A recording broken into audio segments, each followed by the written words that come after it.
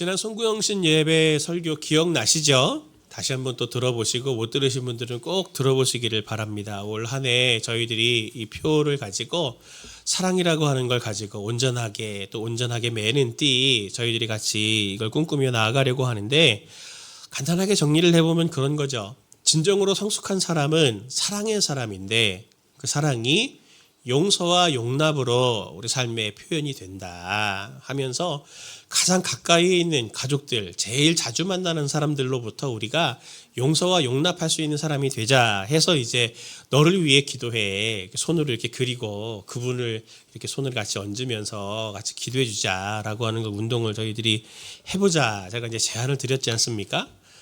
제가 이 설교를 준비하면서 스스로에게는 마음의 부담이 좀 됐습니다. 왜냐하면 성도님들이 이 말씀을 들을 때 어떻게 들으실까 하는 게 이제 막 신경이 쓰였어요. 왜냐하면 다 아는 거죠, 사실은. 용서와 용납해야 된다. 그리고 그걸 가장 가족부터 해야 된다라고 하는 거를 모르는 사람이 어디 있습니까? 그런데 그게 안 되니까 문제죠. 안 되는 거를 또 이렇게 부탁하니 마치 이렇게 성도님들에게 어깨에 짐 안 그래도 무거운데 짐 얹어 드리는 것 같은 느낌이 들어가지고 제가 그래서 오늘 말씀을 더 전해야 되겠다 제가 생각이 들었습니다. 기독교 신앙생활은 다른 종교와는 다르게 신앙의 원리가 다릅니다. 예전에도 한번 말씀드렸지만 불교는 참선이나 수양을 통해서 자기의 존재를 이렇게 키워내려고 하는 형태로 이 신앙을 훈련하는 방식을 가지고 있죠. 유대교와 이슬람은 비슷합니다. 유대교와 이슬람은 율법이 있죠. 알라나 또 여호와 하나님이 주신 율법을 잘 순종함을 통해서 그 율법 안에 그것으로 자기들이 신앙생활하는 방식으로 갖는다면, 기독교 신앙은 하나님을 우리가 똑같이 믿지만 어떤 부분에서 차이가 있느냐면, 기독교 신앙에서의 전제는 이게 가장 기본적으로 깔려 있습니다. 뭐냐면 하나님을 섬기는 우리 인간이 힘이 없다. 기본적으로 타락해서 하나님이 말씀을 주셔도 잘 그걸 순종할 수 있는 힘이 없다라고 하는 걸 전제로 합니다. 그래서 메시아이신 예수님이 오시고 구원자이신 그분이 오셔서 우리를 건져주시는 거죠.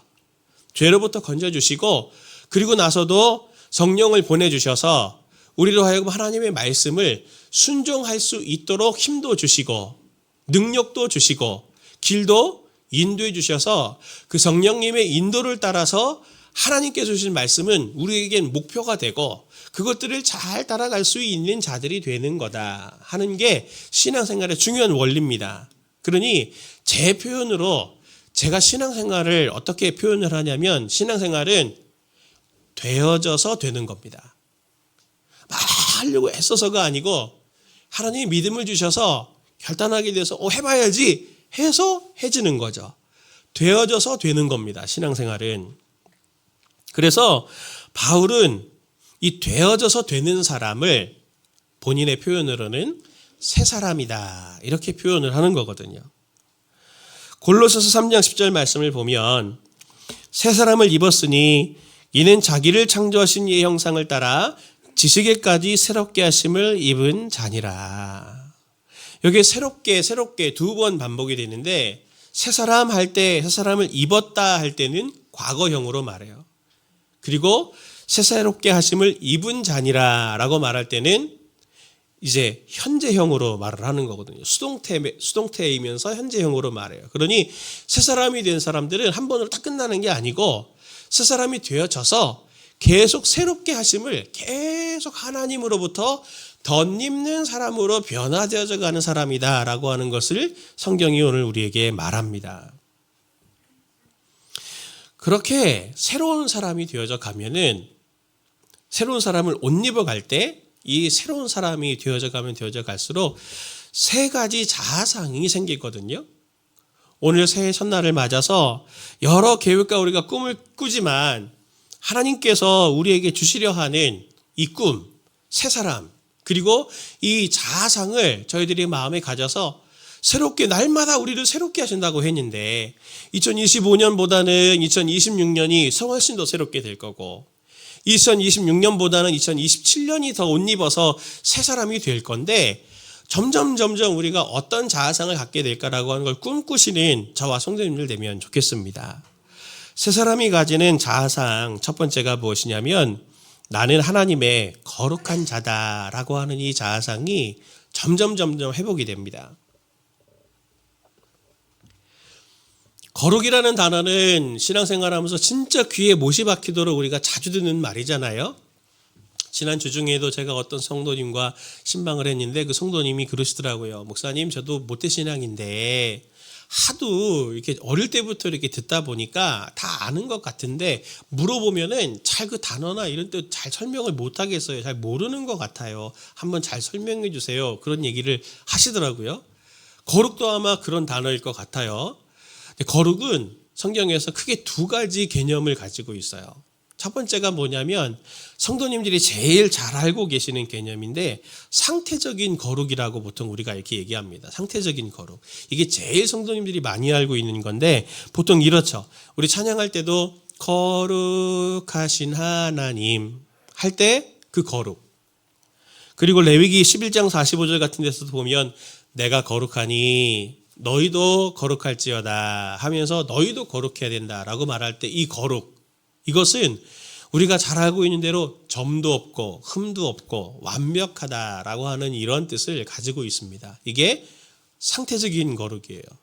근데 그 거룩은 그것만이 아닙니다. 어떤 거룩도 있냐면 존재적인 거룩이라는 게 있어요. 그 개념은 어떤 거냐면 이런 거죠. 소설을 씁니다. 하나님이 된장찌개를 끓이신다 생각해 보세요. 하나님이 된장찌개를 끓이시려고 두부를 한 모 샀어요. 그럼 두부 한 모가 양이 많으니까 발은 이렇게 딱 나눌 거 아닙니까? 그러면 오른쪽 왼쪽이 있으면 오늘 저녁 식사를 위해서 내가 이 두부에 오른쪽 반모를 써야지 하고 오른쪽을 딱 짚는 순간 그 오른쪽 두부는 거룩한 것이 되는 거죠. 이게 존재적 거룩인데 하나님이 어떤 특별한 목적을 위해서 그 목적을 이루기 위해 택한 것을 거룩하다, 거룩한 것이다 이렇게 말을 합니다. 이거는 그게 뭐 아름답고 온전하고 이런 거하고는 아무런 상관이 없어요. 흠이 있고 없고 이런 거랑 아무 상관이 없습니다. 하나님이 목적을 이루기 위해서 어떤 것을 특별히 택했을 때 택함받은 그것을 거룩하다 이렇게 칭하는 그걸 이게 존재적 거룩을 이것을 생각하셔야 돼요. 오늘 이러한 존재적인 거룩을 말해주는 보여주는 대표적인 예가 모세가 하나님을 만날 때의 이야기에 등장을 합니다. 모세가 장인의 양을 치다가 호렙이라고 하는 산까지 양들을 치러 가는데 갑자기 이상한 광경을 하나 발견하죠. 가시던 불에 불이 붙었는데 그런 일은 흔합니다. 왜냐하면 워낙 건조하니까 막 이렇게 마찰에 의해서 불이 자연 발화하기도 해요. 그럼 불이 붙으면 가시던 불이 타서 없어져야 되는데 이게 불타지 않고 계속 있는 거죠. 그러니 이게 진짜 신기하다 해가지고 가까이 가서 보니 거기에 하나님의 음성이 이제 들리는 거 아닙니까? 출애굽기 3장 5절 말씀 보니까 하나님이 이르시되 이리로 가까이 오지 말라. 내가 선 곳은 거룩한 땅이니 내 발에서 신을 벗으라. 그곳이 거룩한 땅이었으면 하나님이 임재하시는 땅이었는 걸 알았으면 모세가 안 갔겠죠. 무서워서. 그냥 똑같은 땅이고 그냥 있는 산에 그냥 한 땅인데 그냥 가까이 가서 보려고 했는데 그 가시덤불이 불타는 그 모습을 보면서 그게 하나님의 임재고 하나님이 그 많은 땅들 중에 그 땅을 택해서 거기 지금 임재하셨기 때문에 그 땅이 지금 거룩하니 내 발에서 신을 벗어라라고 하나님이 지금 이렇게 말씀하시는 거 아닙니까? 특별한 목적을 위해서 택함받은 그것 자체가 거룩한 것이에요. 이런 맥락에서 오늘 본문의 3장 12절을 보겠습니다. 그러므로 너희는 하나님이 택하사 거룩하고 사랑받는 자처럼 긍휼과 자비와 겸손과 온유와 오래 참음을 옷 입고 그랬는데 오늘 이 12절의 말씀을 원문에 따라 가능하면 가능하면 좀 거칠지만 가능하면 어순에 따라 번역을 하면 이렇게 번역을 할 수 있습니다. 그러므로 옷 입으십시오. 곧 거룩함과 그리고 사랑받는 하나님의 선택된 자들로서. 오늘 성도들을 대할 때 하나님이 어떻게 대하셨다고 합니까? 하나님의 선택된 자들이라 그랬어요. 그리고 그 선택된 자들이 무엇을 위해 선택이 됐냐면 거룩함과 사랑을 받는 것을 위해서 선택되었다. 우리가 그 많은 사람들 중에서도 선택되었다라고 하는 순간 우리는 어떤 사람이 되는 거죠? 거룩한 사람이 되는 거죠. 저와 성도님들이 어떤 사람입니까? 거룩한 사람인 거죠. 그렇게 생각하고 계셨죠? 하나님의 특별한 목적이 있다, 나한테. 내 삶에 그런 뜻이 있다. 그거 생각하고 계셨죠? 꼭 그러시기를 바랍니다. 꼭 그러셔야 돼요. 하나님이 지금 바울을 통해서 새 사람 된 성도의 정체성은 아주 선명해요. 너희는 거룩한 사람들이다. 내가 너를 택했어. 특별한 목적을 이루기 위해서 너희를 택한 자들이다 라고 하는 그것을 꼭 마음에 기억하시는 저와 성도님들, 거룩하게 스스로를 여기시는 성도님들 되시길 예수님의 이름으로 축원을 드립니다. 두 번째로 성도의 이 세 사람의 정체성에 대해서 어떤 게 회복이 되냐면 이 거룩에서 연결이 되는 거예요. 무엇이냐면 나는 거룩해서 존귀하다는 겁니다. 존귀하다. 하나님의 천지를 창조하신 이야기가 창세기 1장, 2장에 등장하지 않습니까? 창조의 여러 특징들이 있는데 그 하나님의 창조의 특징을 보면 제일 가장 중요한 특징은 아주 치밀하다는 거예요. 계획적이라는 거죠. 그리고 단계적이고 상호 보완적이고 그리고 아름답다라는 특징을 하나님의 창조가 보여주고 있습니다. 그리고 그 창조의 절정에 누가 있습니까? 바로 인간인 우리가 창조의 정점에 있는 걸 잘 알고 있으시죠. 하나님이 그렇게 계획적이고 치밀한 목적 속에서 인간을 지으셨다고 한다면 우리를 하나님께서 대충 지으셨겠습니까? 오늘 나에게 하나님이 우리를 지으셨다고 할 때는 한 사람 한 사람들에게 고유한 하나님의 두신 뜻이 있다고 하는 것을 이 창조만 보더라도 우리가 발견할 수 있어야 하는 거죠. 그렇다면 성도님들이 한번 보세요. 하나님이 성도님들을 한 사람 한 사람 지을 때 한 사람 한 사람 고유한 뜻을 두시고 지었기 때문에 그 뜻은 누구만 감당할 수 있는 겁니까? 나만 감당할 수 있는 거죠. 나에게 맡기신 거예요. 그렇다면 내가 얼마나 소중하고 얼마나 독특한 소중한 존재인 것을 스스로 생각할 수 있어야 되죠. 어떤 요즘에 영화들 보면 SF 영화들 보면 그런 영화 막 나오잖아요. 그런 주제로 막 클론, 복제인간 세포로 해가지고 막 똑같은 사람 만들어내고 공장에서 찍어내듯이 사람들이 탁탁탁탁탁탁 찍어내는 그런 존재로 하나님이 우리를 지으신 게 아니고요. 하나님이 한 사람 한 사람들을 그리고 성도님들을 이 타임에 이 시간대에 이 2026년을 살게 하실 때에는 하나님께서 고유한 이루고 싶은 뜻이 계셔서 성도님들을 지으셨고 그리고 성도님들을 지금 오늘의 그 삶의 자리에 세우셨다고 하는 것을 내가 생각한다면 스스로를 얼마나 소중하게 여기셔야 합니까? 성도님들이 정말 스스로를 이렇게 귀중하고 하나님 앞에서 난 소중한 존재야 라고 스스로 이렇게 생각하고 계십니까? 저를 한번 따라해 볼까요? 나는 하나님께서 존귀하게 여기신다. 나는 하나님께서 존귀하게 여기신다.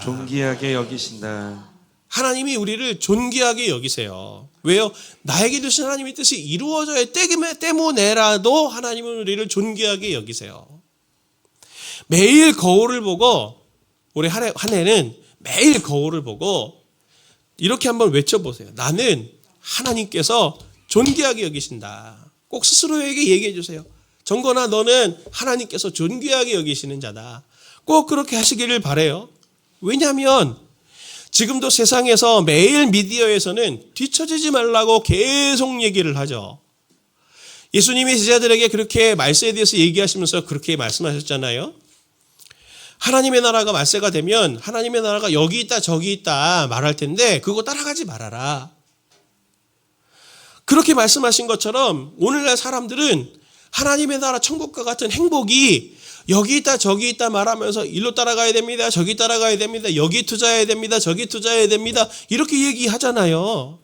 그리고 할 게 없으면 또 할 수 있는 게 별로 없으면 끊임없이 비교하면서 자기 자신이 실패자가 되고 내 인생은 헛산 것처럼 느껴지고 자기 연민에 빠지고 그렇게 세상의 소리를 들으면 들을수록 우리는 자기 자신이 계속 자존감이 떨어지는 일밖에는 생기지 않아요.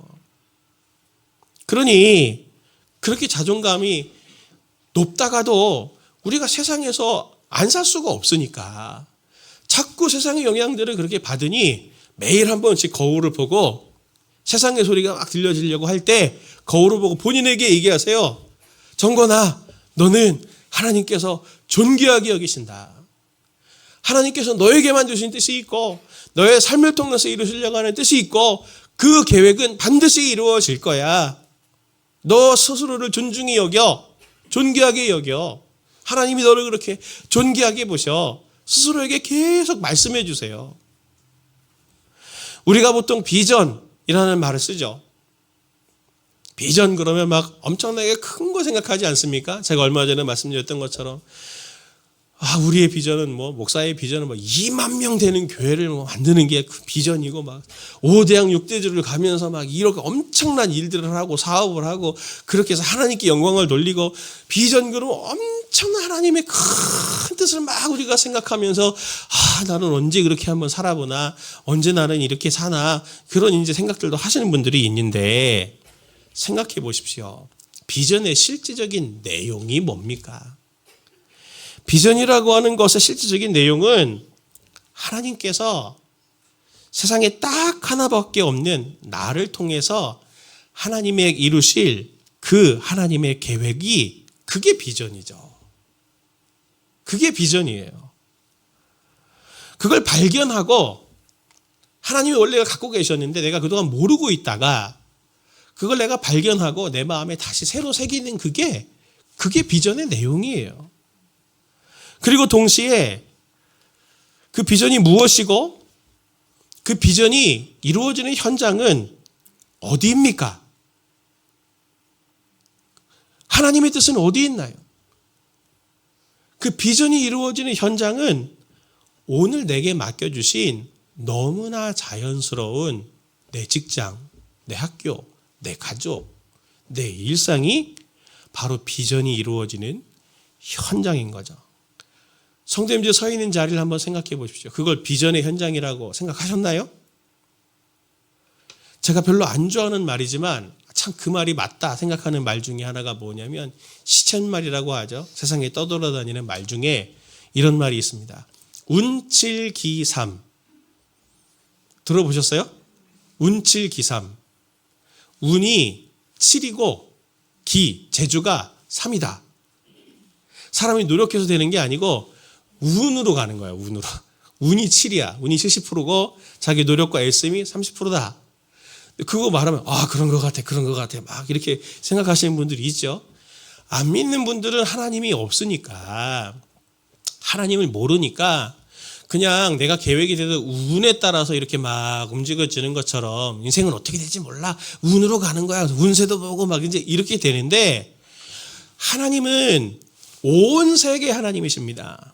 믿는 사람만의 하나님이 아니라 안 믿는 모든 온 세계를 지으신 하나님이시기 때문에 하나님은 그 사람이 믿든지 그 사람이 안 믿든지 하나님은 믿는 사람은 믿는 사람대로 쓰시고 안 믿는 사람들은 안 믿는 사람대로 쓰세요. 이 주제는 사실은 굉장히 큰 주제여서 제가 언젠가 한 번은 또 말씀드릴 때가 따로 오겠지만 하나님은 온 세계 하나님이셔서 그 사람이 하나님의 비전을 알든 비전을 알지 못하든 하나님께 순종을 하든 순종하지 못하든 하나님은 각 사람들을 하나님의 뜻을 이루는 방식대로 쓰세요. 그래서 그 자리에 가 있는 겁니다. 지금 그렇게 인도를 받아서 있다 보니 이게 하나님을 모르는 사람들에게는 운으로 느껴지는 거고 하나님을 믿는 사람에게는 뭘로 느껴지는 거죠? 인도하심으로 느껴지는 거죠. 그래서 늘 하나님이 인도하신 하나님이시다라고 하는 거를 성도님들이 느끼신 거잖아요. 지금 그렇게 해서 지금의 삶의 자리를 갖고 계신 거 아니에요? 내가 원하는 대로 돼갖고 지금 이 자리에 오셨습니까? 제가 여러 번 이 말씀도 드렸지만 제가 원하는 대로 결정하고 결단해서 그게 됐으면 제가 지금 어디 실험실에서 연구하고 있을 거예요. 지금 제가 원래 화학이나 생물학 이런 거 되게 좋아해가지고 연구하고 하는 거 이거 엄청 좋아했거든요. 제가 지금 이렇게 원래 이과적인 체질인데 이렇게 문과적인 체질인 지금 이제 설교를 제가 하고 있으니 이렇게 될지 제가 어떻게 알았냐고요.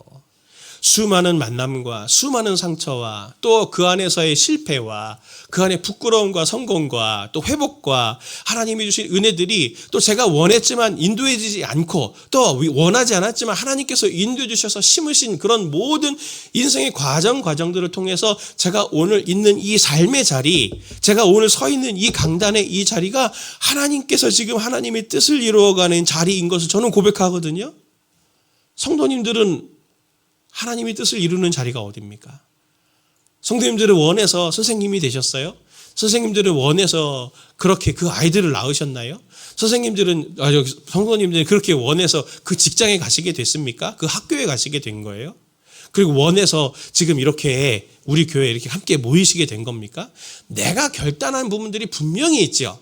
그러나 그렇게 결단할 수 있도록 마음을 주시고 그렇게 결단하고 했을 때 할 수 있도록 길을 열어주셔서 오늘 우리가 있는 이 삶의 자리, 내가 평범할 것 같고 하나님의 기적이나 섭리나 이런 걸 하나도 안 느껴지는 것 같은 평범한 일상 속에 하나님의 일하심이 신비가 있기 때문에 오늘 우리가 이 삶의 자리를 지금 누리고 있다고 하는 것을 우리가 발견할 수 있다면 우리의 삶이 아무리 다람쥐 쳇바퀴 도는 것 같아도 무의미해, 허무해 이렇게 느끼시겠습니까? 성도님들 모두에게 비전이 있으세요. 그 비전은 어디예요? 오늘부터 다시 생각해 보셔야 돼요.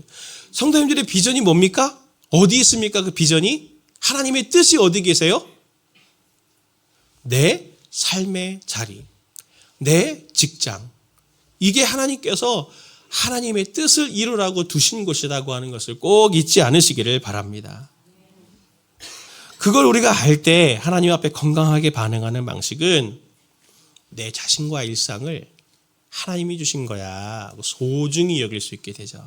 그리고 우리가 영적으로 어두워서 하나님 제 삶의 자리를 왜 두셨습니까? 내가 이 사람들을 왜 만나야 하고 내가 이 일을 왜 해야 하고 내가 이 다람쥐 쳇바퀴 도는 것 같은 삶을 왜 해야 합니까? 라고 하는 것들이 궁금할 수 있어요. 그럴 때 하나님께 그것을 물으면서 하나님의 뜻을 발견하고 내가 그걸 위해서 너를 이 삶의 자리에 둔 거야 라고 하나님의 뜻을 발견하고 더 힘있게 달려나가시는 저와 성도님들 되면 좋겠습니다. 꼭 성도님들이 내 일상에 하나님의 뜻이 있고 나만이 이룰 수 있는 하나님의 뜻이 있어서 나를 그 자리에 세우셨다라고 하는 이것을 기억하고 소중히 본인과 본인의 삶의 자리를 소중히 여기실 수 있는 저와 성도님들 되시길 예수님의 이름으로 축원을 드립니다. 마지막 세 번째로 세 사람이 느끼는 회복되어져 가는 자아상은 무엇이냐면 나는 하나님께 사랑을 받는 자다라고 하는 것을 점점 더 회복하게 됩니다. 제가 대학교 때 기숙사 생활을 좀 했거든요. 같은 과 친구하고 같은 방을 제가 썼는데 그 친구가 CC였어요. CC 아시죠? 예, 참조가 아니고 캠퍼스 커플. 예, 이 친구가 그 사귀던 그 자매는 여자 기숙사에 살았어요. 저는 남자 기숙사하고 그 친구가 같이 있었고. 근데 그 친구가 이제 그 시티폰 아시나요? 제가 아마 이거를 기억하고 계시면 최소 나이가 몇 살이실 텐데 핸드폰이 나오기 전에 삐삐와 핸드폰 나오기 그 사이에 시티폰이라는 게 있었습니다. 그래서 시티폰은 전화 공중전화 부스 가까이에 있어야만 그게 이제 전화가 돼요. 예. 기숙사에 명당 같은 자리가 있습니다. 뭐냐면 그 전화 부스와 제일 가까운 자리. 거기는 방에서 전화를 할 수 있거든요. 네, 저와 제 친구가 그 방을 얻어가지고 선착순으로 딱 해가지고 그 방을 얻었는데 정말 그 친구 전화를 얼마나 많이 하는지 너무 괴로웠어요, 제가. 다른 사람 다 아닌데, 뭐 3, 4시간은 기본이요. 막, 어떤 때 막 4시간 넘게 막 전화를 하는 거예요. 그래도 뭐 어떻게 합니까? 뭐 좋은 일이잖아요. 참아줬는데, 한 번은 어떤 일이 있었냐면, 제가 이렇게 누워있고, 쉬려고 누워있고, 전화가 왔어요. 근데 뭐, 이렇게 들리잖아요, 이게. 예, 들려요, 이게 들려요. 전화 딱 해갖고, 친구가 전화를 받았는데, 누구 옆에 있어? 정권이가 있어. 그랬더니 왜 내가 항상 전화할 때마다 정권이가 옆에 있는 거야? 제가 뭐야 이거는? 여긴 지금 기숙사라고. 내가 방에 있지. 그러면 뭐 내가 지금 뭐 너랑 사귀냐?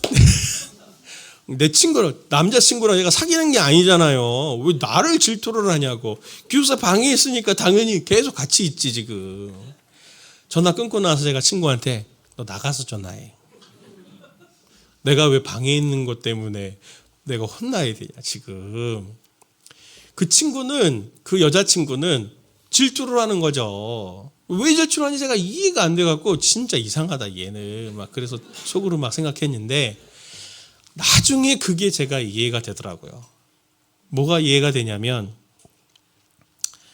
제가 한번 말씀드렸지만 별로 자랑할 건 아니지만 저도 대학 때 여러 명의 자매와 이제 교제를 했잖아요. 예, 여러 명의 자매와 결혼하고 결혼이 아니죠. 교제를 하고, 예, 중요한 거는 큰일 날 뻔했습니다. 정정합니다. 교제를 하고 중요한 거는 헤어질 때 제가 다 차였다는 거예요. 예. 그 4번째 자매와 연애하고 관계가 깨질 때 그 4번째 자매가 제 아내입니다. 예. 깨졌다가 다시 만났는데 그 자매와 깨어지고 나서 제가 진짜 상처를 많이 받았거든요. 깨어짐 자체도 힘든데 이게 벌써 4번째니까 나한테 무슨 심각한 문제가 있구나 생각해갖고 뭐 인생도 뭐 이게 잘 실패한 것 같고 너무 낙심이 되고 힘들어가지고 제가 진짜 4번째 그랬을 때는 진짜 한 달 동안 스타크래프트만 했어요. 밤낮으로. 힘든 마음을 어떻게 할 수가 없어가지고 한 달 동안 밤새 날마다 스타크래프트를 하고 난 다음에 정신을 차리고 하나님 앞에 제가 이 부분을 가지고 정말 독대하면서 기도하는 시간들을 많이 가졌는데 제가 그 시간을 통해서 하나님께서 깨닫게 해주신 게 있어요. 제가 사랑해서 이 자매랑 교제하고 하는지 알았는데 그게 아니었다는 걸 알게 됐습니다. 뭐냐면 내 마음의 공허감을 채우려고 이 자매를 만나고 있었던 거예요. 그걸 채우려고. 그 앞에 있던 자매들도 똑같은 그런 마음이었더라고요. 보니까 제가 역기능적인 가정에서 자라고 부모와 형제들에게 사랑을 잘 못 받다 보니까 그런 면에서 이제 마음의 공허감이라는 게 굉장히 큰 거죠. 근데 그거를 자매를 통해서 위로받고 채우고 싶어하는 그런 마음이 있더라고요. 애정결핍과 죄성을 발견하게 된 거죠. 그러니 제가 그 자매의 마음이 이해가 되더라고요. 제 기숙사 룸메이트의 그 파트너요 자매의 마음이 이해가 되는 게 독점하고 싶은 거죠. 누가 옆에 같이 있는 게 싫은 거예요. 그냥 나하고 24시간 같이 살아야 되는데, 예? 친구 관계고 뭐고 그냥 나랑만 있어야 되는데, 친구 있는 거 너무너무 싫은 거죠. 독점하고 싶은 마음. 아침부터 저녁까지 저도 제 아내하고 있어 본 적이 있거든요. 깨어지기 전에.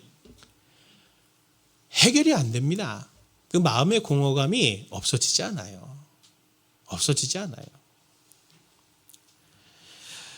제가 그걸 놓고 기도하면서 하나님께서 깨닫게 해주신 게 뭐냐면 인간에게서 찾을 수 없는 거를 인간에게서 찾으려고 했었구나. 내가 참 어리석었다. 라고 하는 걸 깨닫게 됐습니다. 오늘 바울이 가르쳐주는 것도 보시죠. 골로새서 3장 12절 말씀 보면은 바울이 이렇게 말합니다. 같이 함께 봅니다. 시작. 그러므로 너희는 하나님의 택하시고 거룩하고 사랑받는 자처럼 긍휼과 자비와 겸손과 온유와 오래 참음을 옷 입고. 아멘.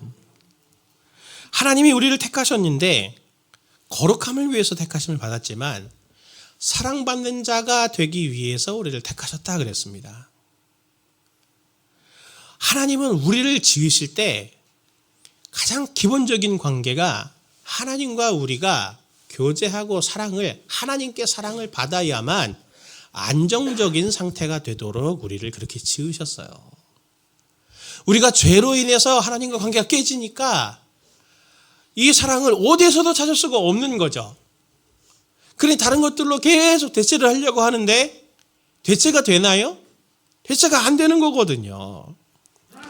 하나님의 사랑으로만 채워져야 되는 그 마음의 공허함은 어떤 것으로도 채워지지 않고, 그것이 채워지지 않으니까 그게 인간에게 이 죄성이 어떻게 작동이 되냐면 욕심이라는 걸로 작동이 됩니다. 그래서 앞에서 제가 말씀드린 이런 이기적인 형태의 그런 것들로 작동이 되면서 애인과 친구에 대한 욕구, 돈에 대한 욕구, 지위에 대한 욕구, 성취에 대한 욕구, 그리고 인정받고 싶은 욕구, 쇼핑에 대한 욕구, 외모에 대한 욕구 등등등등등등등등 다양한 형태로 얼굴만 바꿔가지고 끊임없이 자기 자신의 그 하나님이 있어야 될 자리의 공허감을 다른 것들로 계속 채우려고 하는데 안 채워지는 거죠. 안 채워져요. 그래서 나중에 최종적으로 그게 병적으로 가면 그게 중독이 되는 겁니다. 하나님에게서만 얻어야 되는 그 사랑을 충분히 받지 못하면 이렇게 애정결핍의 현상이 일어나게 되는 거예요. 늘 그 사랑과 안정감은 누구에게도 무엇에게도 얻을 수 없습니다. 하나님에게서만 받아야 되는 거예요.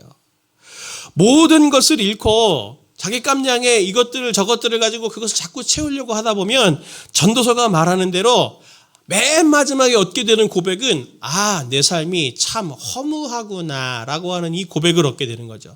전도서가 말하는 헛되니 라고 말할 때 그 헛되다라고 하는 단어가 히브리어 말로는 헤벨이라고 하는 단어를 쓰거든요. 헤벨이 무슨 의미냐면 연기를 잡다는 뜻이에요. 뭐가 있어요. 하얗게 공중에 그걸 잡으려고 손을 뻗어서 잡으려고 하면 잡혀집니까? 손가락 사이로 다 빠져나가 버리죠. 이게 있으면 내가 만족이 될 것 같고, 저게 있으면 내가 만족이 될 것 같고, 돈이 있으면, 명예가 있으면, 건강이 있으면, 지위가 있으면 내가 그게 만족이 될 것 같은데 그렇지 않다는 거죠. 그걸 다 해보고 난 다음에 맨 마지막에 고백은 쓰라린 상처를 안으면서 모든 것이 허무하구나. 그렇게 될 거니 하나님을 빨리 만나고 그분 안에 사랑의 관계를 회복해라라고 말하는 게 전도서가 보여주는, 그래서 지혜의 선거입니다. 올해 제가 성도님들을 놓고 기도할 때 기도하는, 간절히 구하는 기도 제목이 이겁니다. 하나님, 우리 성도님들에게 올해는 더 많이 사랑해 주세요. 더 많이 사랑해 주세요. 정말 성도님들이 하나님의 사랑받는 자들이 되면 좋겠습니다. 삶의 자리 어느 곳에서나 다른 사람이나 다른 무엇을 소유해서가 아닌 성도님들이 한 해를 생각하면서 이거 계획 세우고 저걸 계획 세우고 올해는 이게 있었으면 좋겠고 저것 세우면 좋겠다. 물론 그것도 있어야 되겠죠. 그러나 그게 성도님들의 삶에 행복을 주진 못하는 거거든요. 오직 하나님이 주시는 사랑, 그걸 풍성히 받는 자들 되기를, 그리고 그것을 꿈꾸는 성도님들 되기를 저는 예수님의 이름으로 꼭 부탁을 드립니다. 다시 12절 13절을 보시면 바울이 이렇게 말하죠. 그러므로 너희는 하나님이 택하사 거룩하고 사랑받는 자처럼 긍휼과 자비와 겸손과 온유와 오래 참음을 옷 입고, 누가 누구에게 불만이 있거든 서로 용납하여 피차 용서하되 주께서 너희를 용서하신 것 같이 너희도 그리하고. 긍휼과 자비와 겸손과 온유와 오래 참음이 5가지를 너희가 옷 입어라 그러는데 이게 뭐 어떻게 되냐고요. 이 말은 사실은 오늘 13절에 말하는 것처럼 주께서 너희를 용서하신 것 같이 그 받은 것이 있어야 5가지 덕목이 되는 겁니다. 하나님께서 성도님의 삶의 자리에서 긍휼히 여겨주시고 자비를 베풀어 주시고 겸손을 베풀어 주시고 온유와 오래 참음을 하나님께서 성도님들에게 사랑으로 곳곳에서 부어주셔서 그걸 충분히 맛보아가지고 그 하나님의 사랑이 정말 흘러가지고 넘쳐서 내 삶의 자리를 흘러갈 때 되어져서 되는 원리 따라서 긍휼과 자비와 겸손과 오래 참음을 실천할 수 있는 용서와 용납의 사람이 될 수 있게 되는 거거든요. 사랑도 사랑을 받아본 사람이 사랑할 수 있는 거 아닙니까? 동일한 거죠. 19세기에 유명한 여류 시인이 있습니다. 엘리자베스 베럿 브라우닝이라는 시인이 있는데 오로라 리라고 하는 장편 운문 소설을 굉장히 유명한 영문권에서는 유명한 시라 하더라고요. 소설인데 그 일부를 제가 인용을 해드리겠습니다. 온 땅은 천국으로 가득 차 있고 모든 평범한 가시덤불은 하나님으로 인해 불타고 있는데 하지만 오직 보는 자만이 신을 벗는다. 나머지 사람들은 그저 그 주위에 앉아 산딸기를 딸 뿐이다. 다들 눈치채셨겠지만 이 브라우닝의 시는 출애굽기 3장에 모세가 처음으로 하나님을 만날 때의 이야기를 모티브로 지금 이 시를 지은 거잖아요. 온 땅이 천국으로 가득 차 있고 하나님의 나라로 가득 차 있고 모든 이 땅의 온 땅의 가시덤불들은 지금 하나님으로 인해 다 불타고 있는데 보는 사람만이 그 불타지만 타지 않는 하나님의 신비를 경험하고 나머지 사람들은 뭐하고 있다고요? 가시덤불에서 나오는 산딸기나 따고 있다는 거죠. 우리로 하여금 지금 오늘 이 시가 보여주는 그것은 무엇입니까? 성도님들에게 질문하고 있죠. 성도님들은 지금 이렇게 신을 벗고 있는 자들입니까? 하나님의 임재를 경험하고 일상에서 임재를 경험하고 신을 벗는 사람입니까? 아니면 산딸기 따고 있는 사람이에요? 직장 생활에서 월급쟁이로 내가 일을 하면서 아유, 내 이 삶은 맨날 똑같이 월급 루팡이나 하고 그리고 또 월급 날 언제 다가오나 하면서 오늘 하루만 잘 보내자 하는 산딸기 따는 사람으로 지금 직장 생활을 하고 있습니까? 아니면 그 수많은 직장들이 있는데 그중에서 나를 여기에 취업시켜가지고 하나님께서 내 이 직분을 맡기실 때는 나에게만 할 수 있는 하나님이 그 고유한 일이 있어서 하나님이 나로 하여금 그 뜻을 이루게 하실 텐데 그게 뭘까라고 하는 걸 내가 봐야 되겠다라고 하는 기대와 소망을 가지고 하나님의 임재와 신비를 경험하고 있는 성도님들이십니까? 계속 산딸기나 따실래요? 그러면 이제 헛되다. 왜 산딸기 요만큼밖에 안 나왔냐 이번에는. 그러면서 불평하는 삶이 되는 거죠. 한 해를 시작하는 첫 주입니다. 앞으로 우리 앞에 어떤 일들이 일어날지는 몰라요. 그러니 두려움도 있고 염려도 있겠죠. 그러나 두려워하지 마시고 상황마다 그 상황을 여셨다면 하나님께서 성도님들에게 그 상황을 통해서 하나님이 뜻을 이루실 뭔가가 있기 때문에 그 상황을 두신 거예요. 그게 기쁨의 상황이든 그게 고난과 역경의 상황이든 하나님은 성도님들 통해서 반드시 그 뜻이 이루어지게 하실 것을 기대하셨으면 좋겠어요. 그래서 영적인 눈을 여세요. 오늘 골로새서가 말하는 것처럼 지식에까지 인식에까지 새롭게 하심을 입은 자라면서요. 우리가 이 상황을 바라보면서 고난과 염려를 바라보면서도 아이고 어떡하지 막 이렇게 하는 게 아니라 하나님이 이 상황과 염려의 상황을 열어두신데도 하나님이 분명히 이루실 뜻이 있을 거야. 그게 뭘지 우리 바라보고 하나님이 어떻게 하실까? 그리고 하나님이 내가 생각했던 것보다도 생각하지 않았던 방식으로 모든 것들을 이루어 가시면 세상에 하나님이 내 기도를 응답해 주시고 세상에 하나님이 이렇게 우리를 이끌어 주셨네. 하나님 너무 감사합니다. 하나님은 제 삶에 이렇게 가까이 계셨군요. 하나님을 송축하는 감격과 감동이 매일매일 열리지 않겠습니까? 사랑하는 성도님들, 이런 삶의 모든 울고 웃는 희노애락의 삶들을 통해서 한 해 동안 정말 하나님이 나를 이렇게까지 사랑하시는구나라고 하는 이 사랑을 잘 마음에 갈무리하셔서 스스로 세상이 어떻게 말해도 흔들리지 않는 자존감을 가지는 성도님들 되시기를 바라고 어떤 일이 생겨도 이 일을 통해서 하나님은 영광을 받으실 거야. 하나님의 뜻이 이루어지기를 원합니다. 하나님의 신비를 제가 보겠습니다고 하는 소망으로 용기와 힘을 얻어 달려가 나아가시는 저와 성도님들 되시길 예수님의 이름으로 축원을 드립니다.